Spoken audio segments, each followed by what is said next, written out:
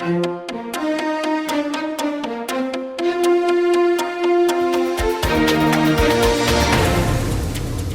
and welcome to Midday Update. Coming up are the headlines for today.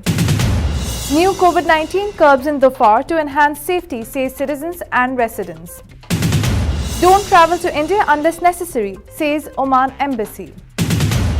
Oman and Syria ties are historic, says Syrian ambassador.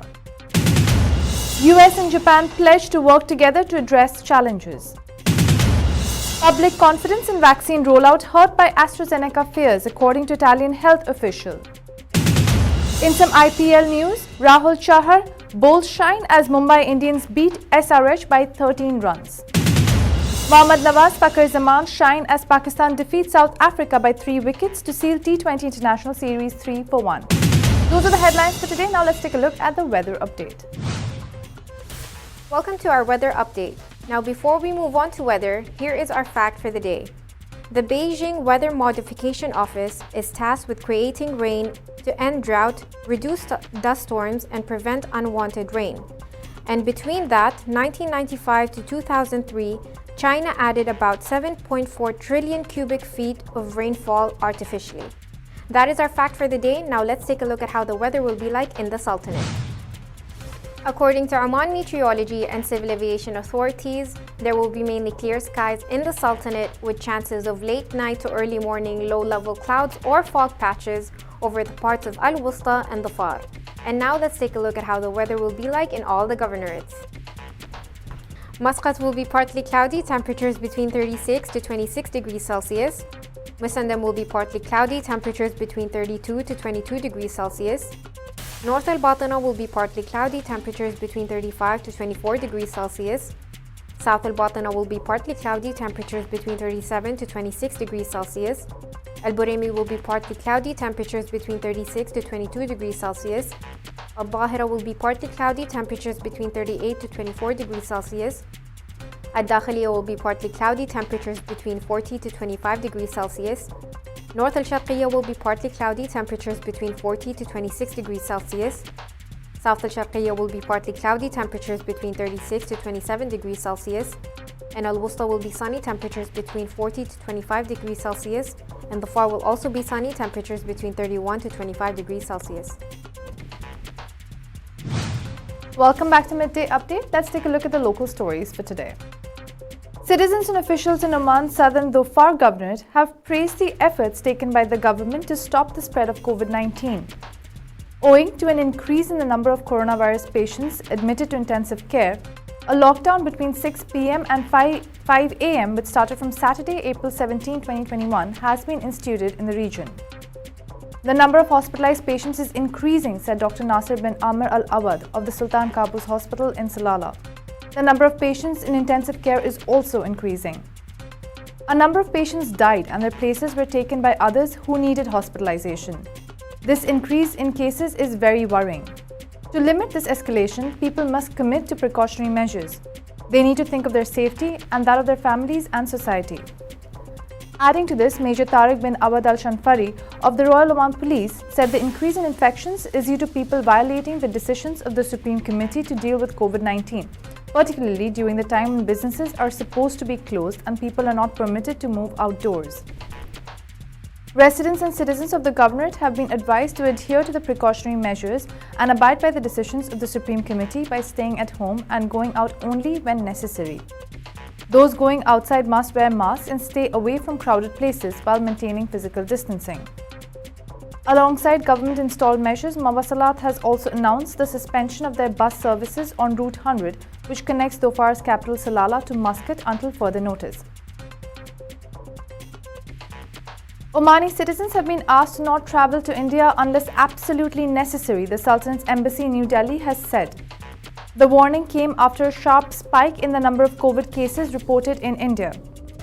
The embassy advised all citizens to avoid travelling to the Republic of India during the current period unless absolutely necessary due to the steady increase in the number of cases of COVID-19, which has exceeded 200,000 cases per day, and owing to the accompanying measures taken by the Indian government, including restriction of movement and prohibition of some activities. Dr. Bassem Al-Khatib, Syrian ambassador accredited to the Sultanate, said that the relations between the Sultanate of Oman and the Syrian Arab Republic were established on deep-rooted historic ties, mutual respect, honesty, sincerity, non-interference in internal affairs of both the countries and the interests of people of both the countries. In a statement to Oman News Agency, he said that the Sultanate is focused on the future through Oman Vision 2040, and hence Oman looks for partners who could contribute to the same through various efforts. He said that during his visit to the Sultanate, the two sides have agreed to boost investments and exchange of trade between the two countries. There are several professional and well-experienced employees and academics working at various institutions, colleges and universities, and various projects in the Sultanate, he added. The ambassador also spoke on the traditions, customs and preparations for the month of Ramadan in both the Syrian Arab Republic and the Sultanate of Oman. Those are the local stories. We'll take a short commercial break and we'll be right back.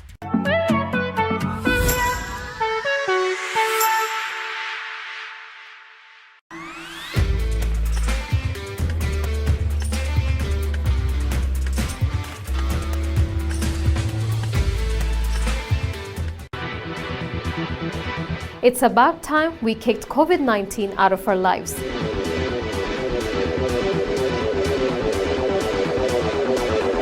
Join us on TTV Outline every Monday and let us learn how to fight COVID together.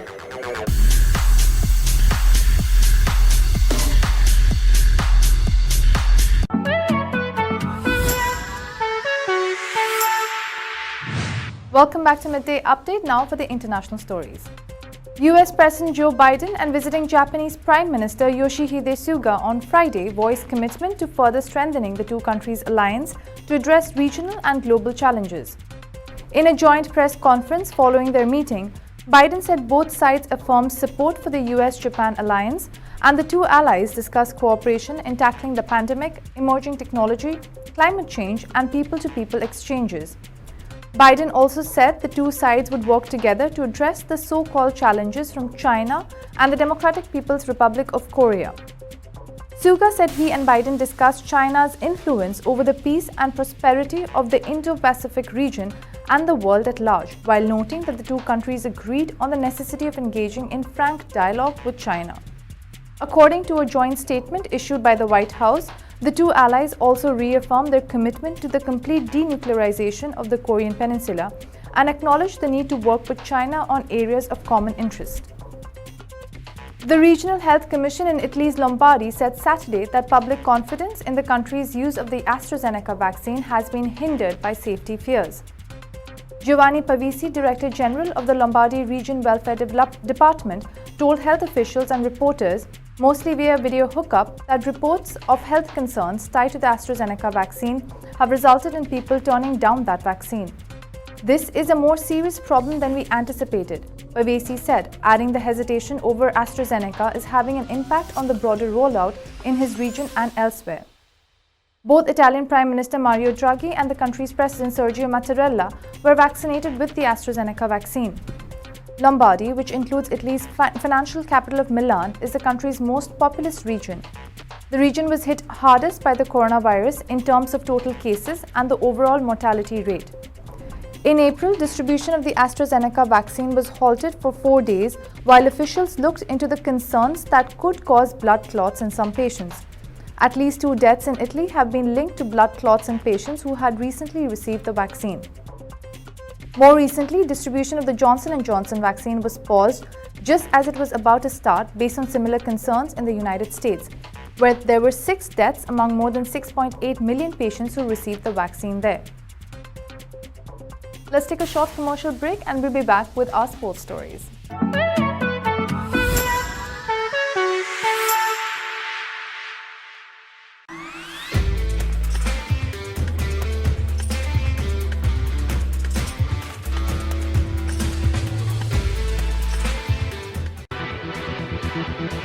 It's about time we kicked COVID-19 out of our lives.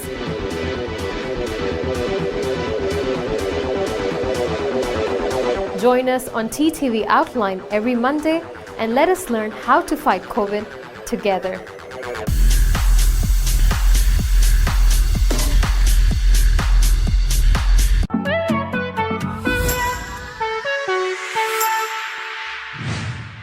Welcome back. Now for the sports stories. Fahim Ashraf and Hassan Ali picked 3 wickets each before Fakhar Zaman's 50 and Mohammad Nawaz's late cameo helped Pakistan register a thrilling win over South Africa in the 4th and final T20 international on Friday. Nawaz finished the game with a 6 as Pakistan clinched the final T20 international with just a ball to spare and took the series 3-1. Fahim Ashraf and Fakhar led the way for the tourists, the former claiming 3 wickets and the latter recording a blistering half-century before a slight wobble and the victory being sealed. Pakistan won the toss and asked South Africa to bat. The home side again made a promising start by reaching 109 for 2 thanks to Rassie van der Dusen dashing 52, 36 balls, 5 fours, 2 sixes. However, they then collapsed to 144 all out in 19.3 overs with Fahim grabbing 3 for 17. Those were the local, international and sports stories for today. We'll be back tomorrow, so stay tuned. You've just heard the live feed from the TTV studios on TFM 95.4. Let's talk.